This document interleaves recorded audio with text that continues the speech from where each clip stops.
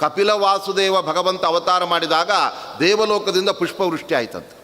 ನಂದನವನ ಅನಂತರದಲ್ಲಿ ಅಲ್ಲಿರ್ತಕ್ಕಂಥ ಸುಗಂಧಮಯವಾದ ಆ ಹೂಗಳನ್ನೆಲ್ಲ ಭಗವಂತನ ಮೇಲೆ ಅಲ್ಲಿ ಚೆಲ್ಲಿ ಅವರೆಲ್ಲ ಆನಂದದ ಸಂಕೇತವಾಗಿ ಆ ನಗಾರಿಯನ್ನು ದುಂದುಭಿಯನ್ನು ಅವರು ಮೊಳಗಿಸಿದ್ದಾರೆ. ಅದರ ನಂತರದಲ್ಲಿ ಭೂಲೋಕದಲ್ಲಿ ವಾಯುದೇವರ ಅವತಾರ ಮಾಡಿದಾಗ ಮಾತ್ರ ನೇದುಹು ದುಂದುಭಯ, ಆ ಸಂದರ್ಭದಲ್ಲಿ ದುಂದುಭಿಯ ಆ ಒಂದು ಮಾರ್ದನಿ ಎಂಬತಕ್ಕಂಥದ್ದು ಎಲ್ಲ ಕಡೆಯಲ್ಲೂ ಕೂಡ ಕೇಳಿ ಬರ್ತಾ ಇದೆ. ಆ ಸಂದರ್ಭದಲ್ಲಿ ಮೊಟ್ಟ ಮೊದಲು ಉಡುಪಿಗೆ ಬಂದು ಅಲ್ಲಿರುವ ಅನಂತಾಸನ ಎಂಬ ಪರಶುರಾಮ ರೂಪಿಯಾದ ಭಗವಂತನಿಗೆ ನಮಸ್ಕಾರ ಮಾಡಿ ಅನಂತರದಲ್ಲಿ ಅವರು ಪಾಜಕ ಕ್ಷೇತ್ರಕ್ಕೆ ತಮ್ಮ ತಾಯಿಯ ಗರ್ಭದಲ್ಲಿ ಹೋಗಿ ವಾಯುದೇವರು ಸೇರಿದ್ದಾರೆ. ಯಾಕೆ ಪಾಜಕ ಕ್ಷೇತ್ರದಲ್ಲಿ ಅವತಾರ ಮಾಡಿದ್ದಾರೆ ಶ್ರೀಮದ್ ಆಚಾರ್ಯರು ಅಥವಾ ವಾಯುದೇವರು ಅಂತಂದರೆ ಅದಕ್ಕೆ ನಮ್ಮ ವಾದಿರಾಜ ಸ್ವಾಮಿಗಳು ಹೇಳ್ತಾ ಇದ್ದಾರೆ, ಪವಿತ್ರಂ ಪಾಜಕ ಕ್ಷೇತ್ರಂ ಕೋನ ಸೇವೇತ ಕೋವಿದ ಸತ್ಯಲೋಕೇಶ್ವರ ಪ್ರಾಣ ಯತ್ರಾವತರದುತ್ಸುಕ ಅಂತ ಇದ್ದಾರೆ. ಪವಿತ್ರವಾದಂತಹ ಪಾಜಕ ಕ್ಷೇತ್ರ ಯಾಕೆ ಅಂದರೆ ಪರಶುರಾಮ ದೇವರೇ ಆ ಎಲ್ಲ ಭಾಗವನ್ನು ನಿರ್ಮಾಣ ಮಾಡಿರ್ತಕ್ಕಂಥದ್ದು. ಪರಶುರಾಮ ದೇವರು ಎಲ್ಲ ಭೂಮಿಯನ್ನು ಕಶ್ಯಪ ಋಷಿಗಳಿಗೆ ದಾನ ಮಾಡಿದ ನಂತರದಲ್ಲಿ ಅವರು ಎಲ್ಲಿರಬೇಕು ಅಂತ ಯೋಚನೆ ಮಾಡಿದಾಗ ಆ ದಕ್ಷಿಣ ಕಡಲನ್ನು ಆ ಕಡೆ ಸರಿಸಿಬಿಟ್ಟಾಗ ಅದೆಲ್ಲ ತಗ್ಗಿನ ಪ್ರದೇಶ, ಅದು ಪರಶುರಾಮ ಕ್ಷೇತ್ರ ಅಂತಾಯಿತು. ಈ ಮೇಲ್ಗಡೆ ಇರೋ ಭಾಗವೆಲ್ಲ ರಾಮಕ್ಷೇತ್ರ ಅಂತ ಪ್ರಸಿದ್ಧವಾಗಿದೆ. ಆದ್ದರಿಂದ ನಾವು ಉಡುಪಿಯ ಪರಿಸರಕ್ಕೆ ಹೋದಾಗ ಅಲ್ಲಿ ಬರೀ ರಾಮಕ್ಷೇತ್ರ ಅಂತ ಸಂಕಲ್ಪ ಮಾಡೋ ಹಾಗಿಲ್ಲ, ಅಲ್ಲಿ ನಾವು ಪರಶುರಾಮ ಕ್ಷೇತ್ರೇ ಅಂತ ಅಲ್ಲಿ ಹೇಳಬೇಕು. ಯಾಕೆಂದರೆ ಪರಶುರಾಮ ದೇವರ ಒಂದು ದಿವ್ಯವಾದ ತಪಸ್ಸಿನಿಂದ ಅವರ ಒಂದು ದಿವ್ಯವಾದ ಮಹಿಮೆಯ ಸಂಕೇತವಾಗಿ ಆ ಎಲ್ಲ ಜಾಗ ಮೂಡಿರತಕ್ಕಂಥದ್ದಾಗಿದೆ. ಅಲ್ಲಿ ಸಮುದ್ರದ ಪರಿಸರವಾದ್ದರಿಂದ ನೀರೇ ಅದು ಸರಿಯಾಗಿ ಸಿಗದೇ ಇದ್ದಾಗ ತಮ್ಮ ಬಿಲ್ಲು ಬಾಣ ಮುಂತಾದ ಆಯುಧಗಳಿಂದ ಅವರು 4 ತೀರ್ಥಗಳನ್ನು ನಿರ್ಮಾಣ ಮಾಡಿಬಿಟ್ಟು, ಅದರಿಂದಾಗಿ ಪರಶುರಾಮ ದೇವರೇ ಒಳ್ಳೆ ಸಿಹಿಯಾದ ಕುಡಿಯುವ ನೀರಲ್ಲಿ ಬರುವಂತೆ ಅಲ್ಲಿ ಮಾಡಿದ್ದರಿಂದ ಅನಂತರದಲ್ಲಿ ಸಾಕ್ಷಾತ್ ದುರ್ಗಾದೇವಿ ಅಲ್ಲಿ ಬಂದು ನೆಲೆಸಿಬಿಟ್ಟಿದ್ದರಿಂದ, ಏಕೆಂದರೆ ಕೃಷ್ಣ ಪರಮಾತ್ಮನ ತಂಗಿಯಾಗಿ ಅವತಾರ ಮಾಡಿದ ದುರ್ಗಾದೇವಿ ಯೋಚನೆ ಮಾಡಿದ್ದು ಇದೇನಿದು, ಭಗವಂತನ ಸಂಕಲ್ಪದಂತೆ ನಾನು ಅವನ ತಂಗಿಯಾಗಿ ಅವತಾರ ಮಾಡಿಬಿಟ್ಟೆ, ತಂಗಿಯಾದಮೇಲೆ ಗಂಡ ಹೇಗೆ ಆಗ್ತಾನೆ ಭಗವಂತ ನನಗೆ, ಆದ್ದರಿಂದ ನಾನು ಕುಮಾರಿಯಾಗೇ ಇದ್ದು ಬಿಡ್ತೇನೆ ಅಂತ ಕನ್ಯೆಯಾಗಿಯೇ ಆ ದುರ್ಗಾದೇವಿ ಒಂದು ರೂಪದಿಂದ ಕನ್ಯಾಕುಮಾರಿಯಲ್ಲಿ ಹೋಗಿ ಅಲ್ಲಿ ನೆಲೆಸಿಬಿಟ್ಟಿದ್ದಾಳೆ. ಇನ್ನೊಂದು ರೂಪದಿಂದ ದುರ್ಗಾ ಬೆಟ್ಟ ಅಂತ ಈ ಒಂದು ಪವಿತ್ರವಾದ ಪಾಜಕ ಪರಿಸರದಲ್ಲಿ ಆ ದುರ್ಗಾದೇವಿ ನೆಲೆಸಿದ್ದರಿಂದ ವಾಯುದೇವರಿಗೆ ನನ್ನ ತಂದೆ ತಾಯಿಗಳಿರುವ ಜಾಗವಾದ್ದರಿಂದ ನಾನು ಯಾವಾಗಲೂ ಕೂಡ ತಂದೆ ತಾಯಿಗಳಿದ್ದಲ್ಲೇ ಮಕ್ಕಳಿರಬೇಕು ಅನ್ನೋದನ್ನು ತೋರಿಸೋದಕ್ಕೋಸ್ಕರ ಅಲ್ಲಿ ವಾಯುದೇವರು ಆ ಪವಿತ್ರವಾದ ಆ ಪಾಜಕ ಕ್ಷೇತ್ರದಲ್ಲಿ ಅವತಾರ ಮಾಡಿಬಿಟ್ಟಿದ್ದಾರೆ. ಇಲ್ಲದೆ ಹೋದರೆ ಅವರು ಮುಂದೆ ಸತ್ಯಲೋಕದ ಆಧಿಪತ್ಯವನ್ನು ಪಡೆದು ಭಾವಿ ಬ್ರಹ್ಮರಾಗಿ ಮುಂದಿನ ಈ ಎಲ್ಲ ಜಗತ್ತನ್ನು ಮುಂದಿನ ಕಲ್ಪದಲ್ಲಿ ಸೃಷ್ಟಿ ಮಾಡುವಂತಹ ದೊಡ್ಡ ಮಹಾನುಭಾವರು. ಹಾಗಿರುವಾಗ ಯಾವುದೋ ಭೂಲೋಕದಲ್ಲಿ ಅನೇಕ ರೀತಿಯಾಗಿರ್ತಕ್ಕಂತಹ ಒಂದು ಅಪವಿತ್ರತೆಗಳು ಅಥವಾ ಯಾವುದೋ ಕೊರತೆಗಳಿರ್ತಕ್ಕಂತಹ ಜಾಗದಲ್ಲಿ ಅವರು ಅವತಾರ ಮಾಡೋದಕ್ಕೆ ಸಾಧ್ಯ ಇಲ್ಲ. ಪರಶುರಾಮ ದೇವರು ನನ್ನ ತಂದೆ ನನಗೆ ಅವತಾರ ಮಾಡೋದಕ್ಕೋಸ್ಕರ ಮೊದಲೇ ಜಾಗ ಮಾಡಿಕೊಟ್ಟಿದ್ದಾರೆ, ಅಲ್ಲಿ ನಾನು ಬಂದು ಅವತಾರ ಮಾಡಬೇಕು ಅಂತ ಆ ಪ್ರಾಣದೇವರು ಬಂದು ಅವತಾರವನ್ನು ಅಲ್ಲಿ ಮಾಡ್ತಾ ಇದ್ದಾರೆ. ಆ ಸಂದರ್ಭದಲ್ಲಿ ಆ ಹುಟ್ಟಿದಂತಹ ಆ ಸಲ್ಲಕ್ಷಣಗಳಿಂದ ಶೋಭಿತವಾದ ಆ ಮಗುವನ್ನು ನೋಡಿ ತಂದೆ ತಾಯಿಗಳಿಗೆ ಬಹಳ ಆನಂದವಾಗಿಬಿಟ್ಟಿದೆ. ಆ ಸಂದರ್ಭದಲ್ಲಿ ಮಗುವಿನ ಬಾಲ್ಯ ಅದು ಅಂಬೆಗಾಲಿಡ್ತಾ ನಂತರ ನಿಲ್ಲುತ್ತಾ ನಡೀತಾ ಆ ಮಗು ಬೆಳೀತಾ ಇದೆ. ಆ ಸಂದರ್ಭದಲ್ಲೇ ಅತ್ಯದ್ಭುತವಾದ ಪ್ರತಿಭೆಯನ್ನು ಆ ಮಗುವಿನಲ್ಲಿ ಆ ವಾಸುದೇವ ಆಚಾರ್ಯ ಅಂತ ಪ್ರಸಿದ್ಧರಾದ ಆ ಮಗುವಿನಲ್ಲಿ ಆ ತಂದೆ ಕಂಡು ಬೆರಗಾಗಿ ಬಿಡ್ತಾ ಇದ್ದಾರೆ. ಒಂದು ಸಂದರ್ಭದಲ್ಲಿ ಅವರ ತಾಯಿ ಆ ಮಗುವನ್ನು ಕರೆದುಕೊಂಡು ಒಂದು ದೊಡ್ಡ ಜಾತ್ರೆಗೆ ಕರೆದುಕೊಂಡು ಹೋಗಿತ್ತು. ಹಿಂದೆ ಎಲ್ಲ ಜಾತ್ರೆ ಅಂದರೆ ಊಟದ ಮಧ್ಯೆ ಮುಂಚಿತವಾಗಿ ಅಲ್ಲಿ ಪುರಾಣ ಪ್ರವಚನ ಅದೆಲ್ಲ ನಡೀತಾ ಇತ್ತು. ಅಲ್ಲಿ ಒಬ್ಬರ ಶಿವಭಟ್ಟರು ಅಂತ ಪುರಾಣ ಹೇಳ್ತಾ ಇದ್ದಾಗ ಆ ಸಂದರ್ಭದಲ್ಲಿ ಅವರು ತಪ್ಪು ಹೇಳಲಿಕ್ಕೆ ಶುರು ಮಾಡಿದ್ರು. ಈ ಮಗು ಎದ್ದು ನಿಂತು ನೀವು ಹೇಳ್ತಿರೋ ಸರಿಯಲ್ಲ ಅಂತ ಹೇಳಿಬಿಡ್ತು.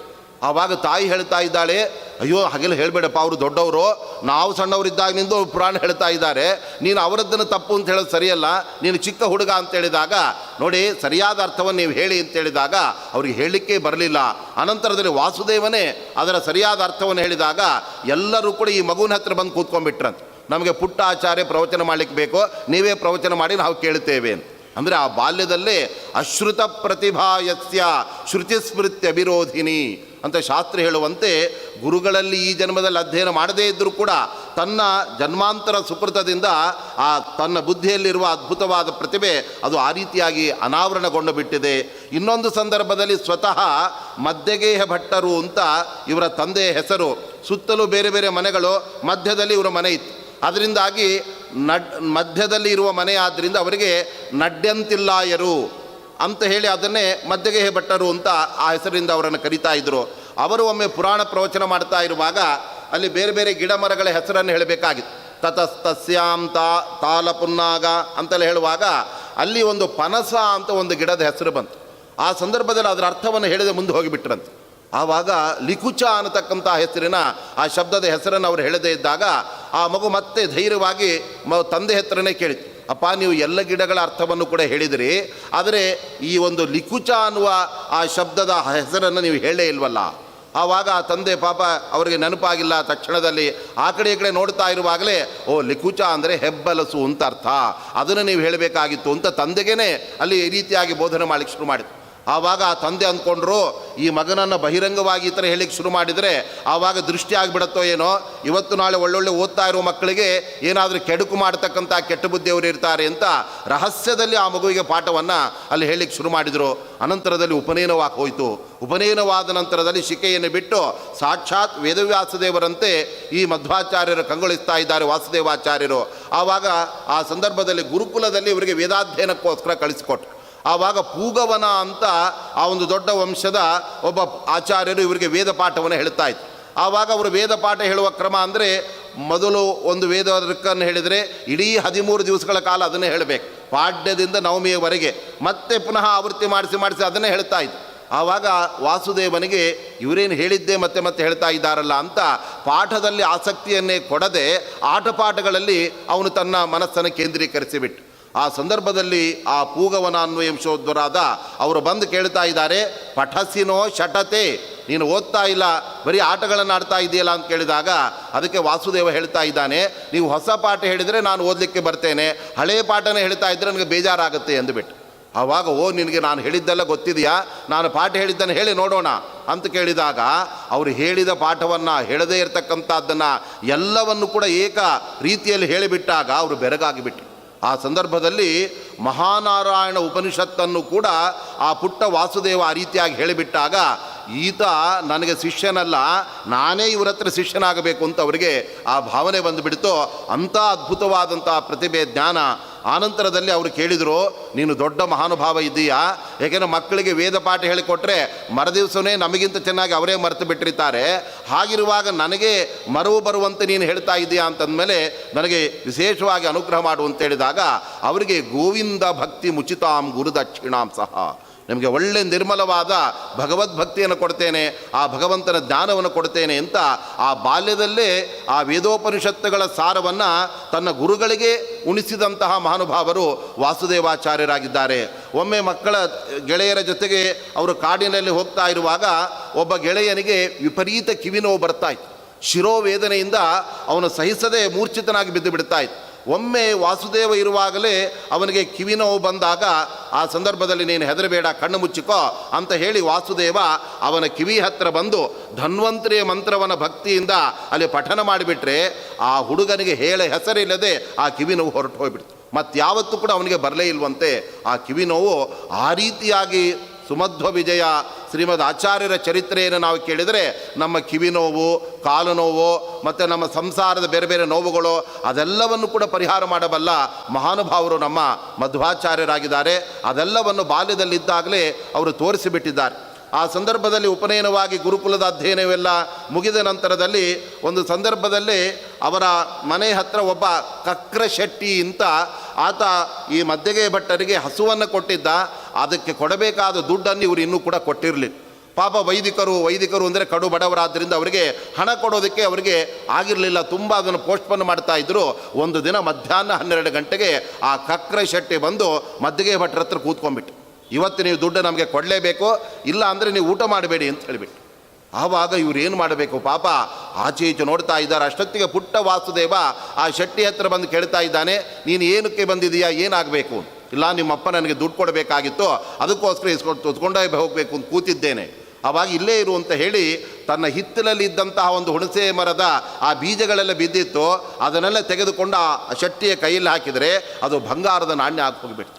ಆವಾಗ ಅವನು ಬೆರಗಾಗಿ ನಾನು ಕೇಳಿದ್ದಕ್ಕಿಂತ ಹೆಚ್ಚಿಗೆ ದುಡ್ಡು ಬಂದಿದೆ ಅಂತ ಹೇಳಿ ಅವನ ಮನೆಯಿಂದ ಹೊರಟೋಗಿಬಿಡ್ತಾನೆ. ಅನಂತರದಲ್ಲಿ ತಂದೆಯನ್ನು ಕರೆದು ಊಟವನ್ನು ಆ ವಾಸುದೇವ ಮಾಡ್ತಾ ಇದ್ದಾನೆ. ಹೀಗೆ ಬಾಲ್ಯದಲ್ಲೇ ತನ್ನ ಅತ್ಯದ್ಭುತವಾಗಿರ್ತಕ್ಕಂತಹ ಮಹಿಮೆಯನ್ನು ವಾಸುದೇವ ತೋರಿಸಿದ್ದಾನೆ. ಆ ಸಂದರ್ಭದಲ್ಲಿ ತನಗೆ ವೇದವ್ಯಾಸ ದೇವರ ಮಾರ್ಗದರ್ಶನವನ್ನು ಪಡೆದು ಮುಂದೆ ಈ ಒಂದು ತತ್ವಶಾಸ್ತ್ರಕ್ಕೆ ಸಂಬಂಧಪಟ್ಟಿರತಕ್ಕಂತಹ ಒಂದು ಹೊಸ ದರ್ಶನದ ಆವಿಷ್ಕಾರ ಮಾಡಬೇಕು, ಅದಕ್ಕಾಗಿಯೇ ನಾನು ಅವತಾರ ಮಾಡಿದ್ದು ಅನ್ನತಕ್ಕಂತಹ ಒಂದು ಅವತಾರದ ಒಂದು ಪರಿಕಲ್ಪನೆ, ಅದರ ಉದ್ದೇಶ ಅವರಿಗೆ ಬಹಳ ಚೆನ್ನಾಗಿ ಗೊತ್ತಿತ್ತು. ಹಾಗಾಗಿ ವೇದವ್ಯಾಸ ದೇವರ ಬಳಿ ಹೋಗಿ 4 ವರ್ಷಗಳ ಕಾಲ ಅವರ ಅಧ್ಯಯನವನ್ನು ನಡೆಸಿದ್ದಾರೆ. ಆ ಸಂದರ್ಭದಲ್ಲಿ ಮನೆಯಲ್ಲಿ ವಾಸುದೇವ ಇಲ್ಲ ಅನ್ನತಕ್ಕಂತಹ ಕೊರತೆಯನ್ನು ಅವರು ಮೂಡಿಸಲೇ ಇಲ್ಲವಂತ. ತಮ್ಮ ಯೋಗ ಶಕ್ತಿಯಿಂದ 2 ಕಡೆಯಲ್ಲೂ ಕೂಡ 2 ರೂಪಗಳಿಂದ ವಾಸುದೇವಾಚಾರ್ಯ ಇದ್ದಾರೆ. ಮನೆಯಲ್ಲಿ ತಂದೆ ತಾಯಿಗಳಿಗೆ ಆ ಮಗುವನ್ನು ನೋಡದೇ ಇದ್ದರೆ, ಒಂದು ಕ್ಷಣ ನೋಡದೇ ಇದ್ದರೂ ಅವರಿಗೆ ಎಲ್ಲ ಮಗು ಅಂತ ದುಃಖ ಪಡ್ತಾ ಇತ್ತು. ಹಾಗಿರುವಾಗ 4 ವರ್ಷಗಳ ಕಾಲ ಮನೆಯನ್ನು ಬಿಟ್ಟು ತೊರೆದು ಹೋಗಿಬಿಟ್ರೆ ತಂದೆ ತಾಯಿಗಳ ಗತಿ ಏನಾಗಬೇಕು? ಅದರಿಂದ ಅಲ್ಲಿಯೂ ಒಂದು ರೂಪದಿಂದ ಇದ್ದರು.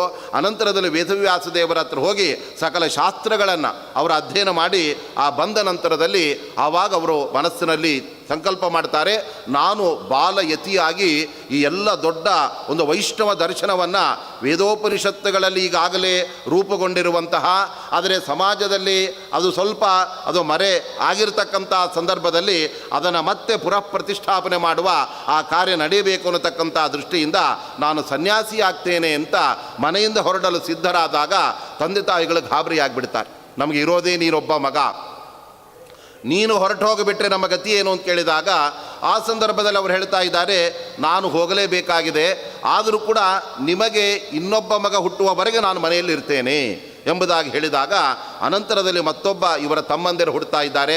ಆ ನಂತರದಲ್ಲಿ ವಾಸುದೇವಾಚಾರ್ಯರ ಮನೆಯನ್ನು ಬಿಟ್ಟು ಹೊರಟು ಬಿಡ್ತಾರೆ. ಹೊರಡುವ ಮುಂಚೆ ಮನೆಯಲ್ಲಿದ್ದ ಗೋಡೆಗಳಿಗೆ ಕಂಬಗಳಿಗೆಲ್ಲ ನಮಸ್ಕಾರ ಮಾಡಲಿಕ್ಕೆ ಶುರು ಮಾಡಿದರು. ಆವಾಗ ತಂದೆ ತಾಯಿಗಳು ಆಶ್ಚರ್ಯದಿಂದ ಕೇಳಿದರು, ನಿಜೇ ಜನೇ ಕಿಂ ನಮಸೀತಿ ಪೃಚ್ಛತಿ ಬ್ರುವನ್ ಸ್ವವಸ್ತು ಪ್ರಣತಿಂ ವ್ಯಥಾಮಿತಿ. ನಾವೆಲ್ಲ ದೇವಸ್ಥಾನದ ಹತ್ರ ಹೋದರೂ ಕೂಡ ನಾವು ದೇವರಿಗೆ ಕೈ ಮುಗಿಯೋದಕ್ಕೆ ಮನಸ್ಸು ಬರೋದೇ ಇಲ್ಲ. ದೇವರಿಗೆ ಬಂಗಾರದ ಆಭರಣ ಎಷ್ಟು ಚೆನ್ನಾಗಿದೆ, ಹಾಕಿರೋ ಹೂಗಳೆಲ್ಲ ಎಷ್ಟು ಚೆನ್ನಾಗಿವೆ, ಅದರ ಕಡೆ ನಮ್ಮ ಗಮನ ಹೋಗ್ತಾ ಇರುತ್ತೆ. ಆದರೆ ಆ ಮೃಣ್ಮಯ ಮೂರ್ತಿಯ ಒಳಗಡೆ ಇರುವ ಅಥವಾ ಶಿಲಾಮಯ ಮೂರ್ತಿಯ ಒಳಗಡೆ ಇರುವ ಚಿನ್ಮಯನಾದ ಭಗವಂತನನ್ನು ನೋಡುವ ಪ್ರಯತ್ನವೇ ನಾವು ಮಾಡೋದಿಲ್ಲ.